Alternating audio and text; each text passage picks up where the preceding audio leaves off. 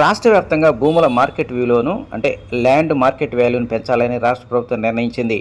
ఈ పెరుగుదల రేటు అనేటువంటిది ఫిబ్రవరి 1వ తేదీ నుంచి అమల్లోకి వస్తున్నట్టు అధికారులు తెలియజేశారు. సరాసరి 15-20% వరకు పెరుగుతుందని అధికారులు చెబుతూ ఉన్నారు.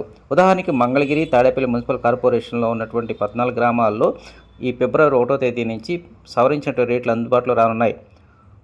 ఫర్ ఎగ్జాంపుల్, ప్రస్తుతం మంగళగిరి పట్టణంలో గజం 30,000 ఉన్నటువంటి ఆ యొక్క విలువను 34,000 చేయనున్నారు. అదేవిధంగా 40,000 రూపాయలు ఉన్నటువంటి దాన్ని 48,000 రూపాయలు చేయనున్నారు. ఇక భూముల విషయానికి వస్తే ప్రస్తుతం గవర్నమెంట్ యొక్క వాల్యూ అనేటువంటి 90,000 ఉంటే దానికి అదనంగా 2 లక్షలు కలిపి 92 లక్షలు చేయనున్నారు. దీంతోనే ఈ భూముల విలువ మరింత పెరుగుతుంది. అదేవిధంగా రాష్ట్ర ప్రభుత్వానికి కూడా పెద్ద మొత్తంలో ఆదాయం వస్తుందని అధికారులు చెప్తూ ఉన్నారు.